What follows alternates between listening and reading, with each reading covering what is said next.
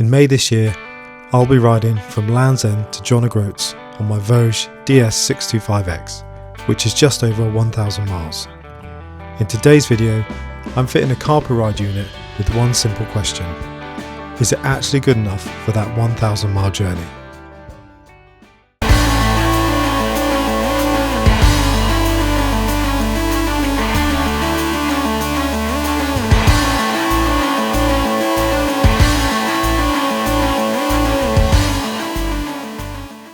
So I've been off the bike for a few weeks, just had a bit of a break, some family time and reconnect with some family members, which is always nice to do. But I'm keen now to get back on the bike, back on the trails and back to planning my Land's End to John O'Groats trip, which is in May, so that's only a couple of months away. So on my trip, obviously navigation is going to be one of the key factors, and it is one of the key factors in my normal riding. Whether that's trail riding or a longer trip. But one of the companies who reached out recently was a company called Carpuride, and I hadn't really heard of them. They reached out once on Instagram, would I be interested, and I sort of declined and said thanks but no thanks, but I don't think my channel's really there yet to do that sort of thing. But they reached out again over email this time, so they said, can we send you a unit? No pressure, put it on your bike, see how you think, see what you think about it. I said, well, that's fine, absolutely, let's do it. But I am going to test it like a rider, like I do most of my things. I can't sell something just for the sake of selling it, because that's not what I do. I'm not a salesman, and that's not my bag at all. So full transparency, as I've said before, Carpuride reached out to me. They have given me an affiliate link to use and a 30% off discount code. So I'll put that in the description. So yeah, if you're interested and it piques your interest, then follow that link and get yourself some money off one of these units. So let's take a look at it anyway. So the unit they've sent is the 602S Pro with tyre pressure monitoring system. So that's how it comes. And there's a couple of features on this that are interesting me, that I want to have a look at. One is the tyre pressure monitoring system. The other thing I'm interested in is that it's got an SOS feature on it. So if you do have a tumble or do take a bit of a dirt nap, I think it will flag up saying SOS, and I think you get 10 seconds to cancel it. If you don't cancel it, then it will call one of your first numbers in your contact list. Right, well, I suggest we open the box and see what's inside.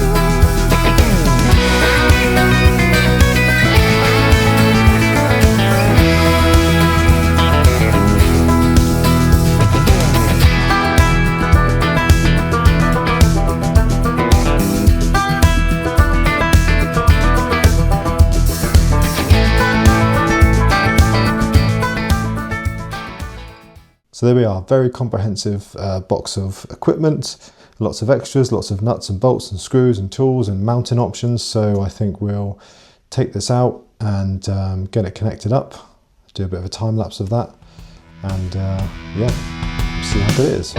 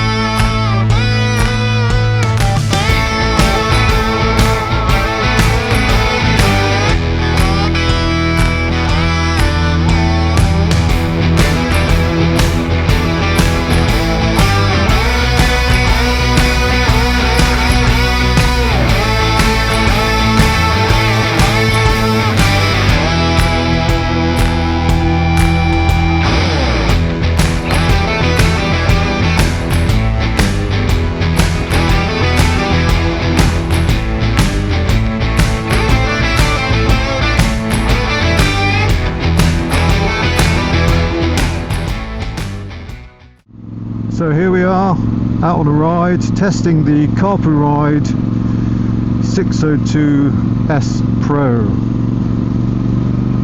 I just saw a chap pulled over who was doing some kind of photo challenge on his motorcycle, and he had a Carpuride on as well. Slightly larger one, the 7-inch model, I think. I just said to him, how have you found it? And he said it's been brilliant. He said it's the second one. He said the first one, 1 month before the warranty expired, the screen went all green, but he contacted Carpuride, sent them a photo and said, look, you know, this has happened, and apparently they were like, no problems at all, we'll send you a replacement unit. In fact, there's an upgraded one we've done since your last, since you purchased that one, we've done an upgrade, so, you know, here's the new one. He said they've been brilliant, so.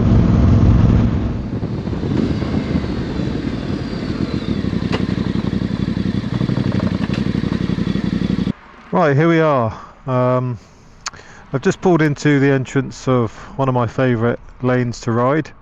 It is looking a bit worse for wear because of all the rain and everything we've had in the UK recently. I'm not going up it today, that's not the point of today. Today we're looking at the Carpuride unit that's been sent over to me. So I fitted it to the bike earlier in the video, and I've connected my phone up to it already. So what I'm going to do now is just turn it on and go through some of the features and have a little look and see how it feels, and then we'll put a route in and we'll go for a short ride just to see how that works essentially. So you don't need the bike on for the unit to come on, because I've wired it into the battery.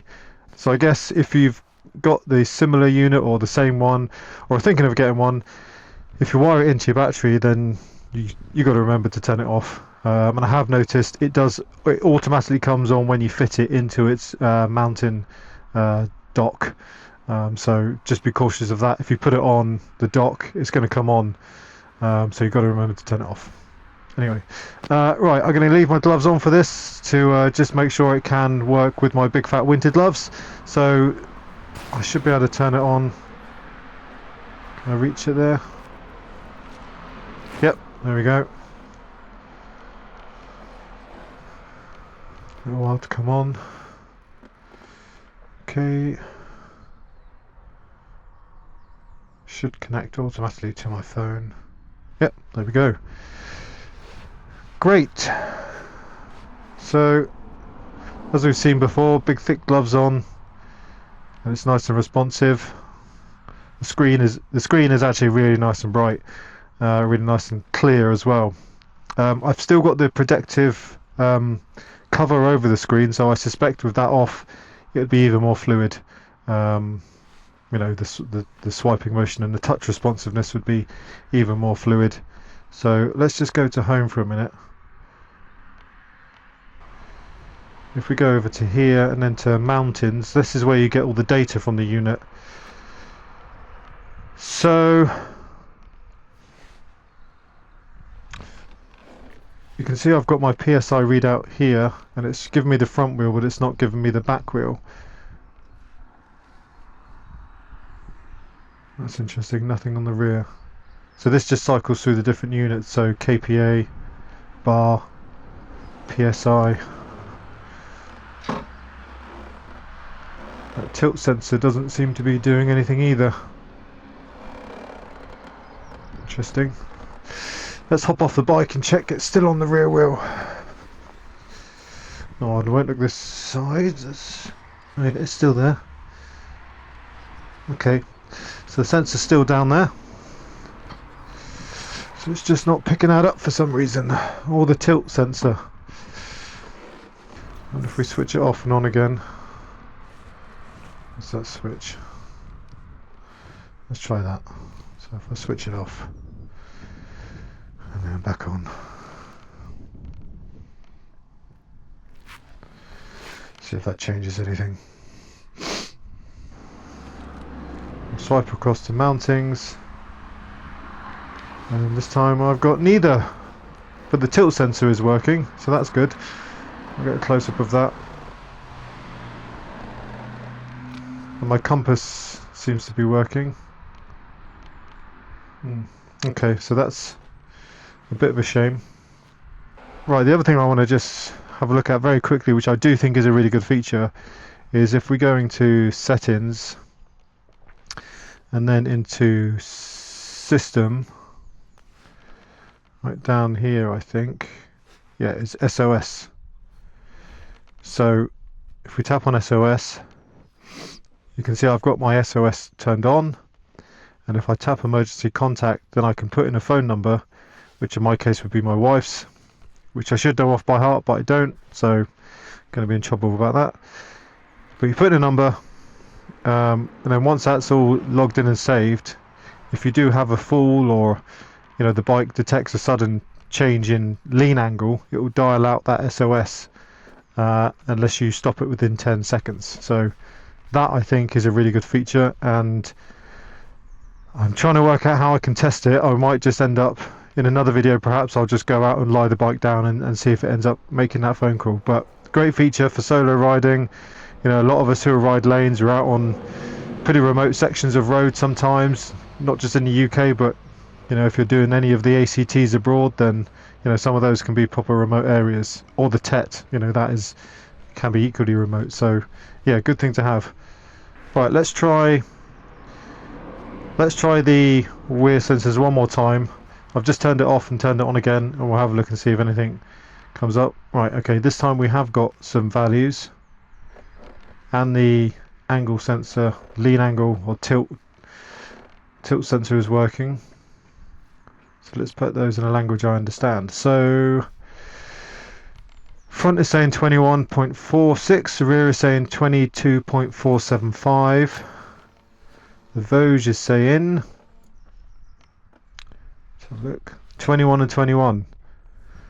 So pretty close. So the Carpuride tyre pressure monitoring system is saying I've got 21.46 on the front. Voge is saying 21. So pretty happy with that. The Carpuride is saying I've got 22.47 on the rear, or 475, and the Voge is saying 21. So I mean, it's pretty close. What I think I'll do is I'm going to give this bike a service before I do my Land's End to John O'Groats trip. So I think I might take this in and get them to compare. Then I'll compare this to this, and I'll see what the guy in the garage, the tech in the garage, reads the tyre pressures as, and then we'll get sort of an average then, see if it's worth doing. Okay, well that's good, and I like the option that you can cycle through different units of measurement. Okay, good stuff. Right, let's go back into CarPlay, because what I want to try now is connecting my Cardo unit to it. So I've got my Cardo unit on my helmet here. I'm going to switch that on. So I think what we've got to change here is this audio output is disconnected. I think we need to change that to iPlay/auto. So we give that a tap. iPlay is connected. The switch will be temporarily disconnected. Do you want to switch? Oh, do it again. Yes. So CarPlay symbol's disappeared. Is it going to reappear? Oh, there we go. Okay. Let's go to Spotify. No judgments on the playlist, guys. Okay. Let's go to Spelling on, I suppose. Blues mix. Let's see if this. So this should come through now to my Cardo, presumably. And it does. It's very, very loud. Don't know how I do the volume. That was incredibly easy. So that now, okay, great. So I've got Spotify as I ride along. Perfect. And now presumably if I go to maps, yeah, I go to maps, I do a search.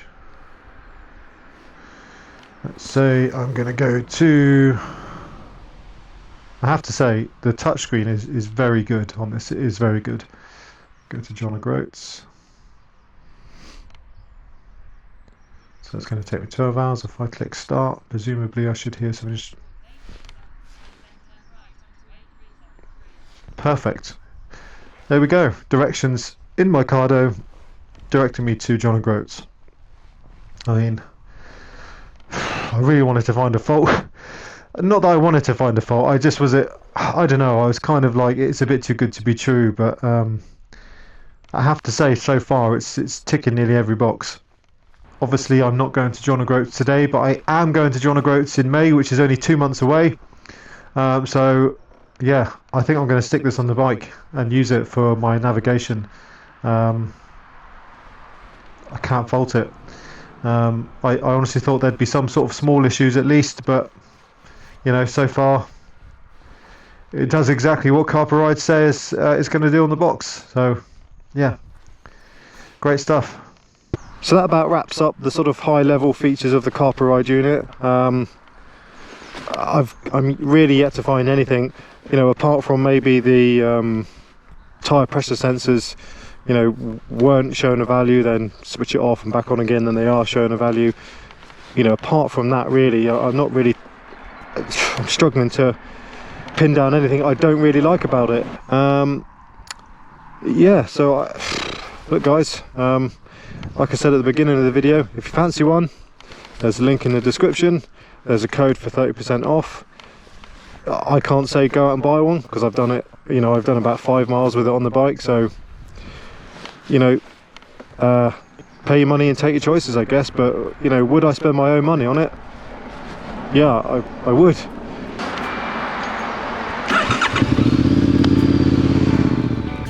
I'll round this video out by saying the Carpuride unit really surprised me in terms of quality, fitment and functionality, so it is definitely something I'm going to keep on the bike, and is going to be my main form of navigation for my ride from Land's End to John O'Groats. For me, one of the main takeaways from this video is, would I spend my own money on this product? And in this instance, I absolutely would. This type of video was a first for me, and thank you very much to Carpuride for reaching out. Again, not a hard sale, but if you fancy picking up one of these units, there's a link to follow in the description and also a code that will give you 30% off. As always, thank you so much for watching, and if you haven't already, maybe consider liking and subscribing. And stay tuned for more Voge content and of course more prep for my Land's End to John O'Groats trip, which is in just a few months' time. Stay safe out there.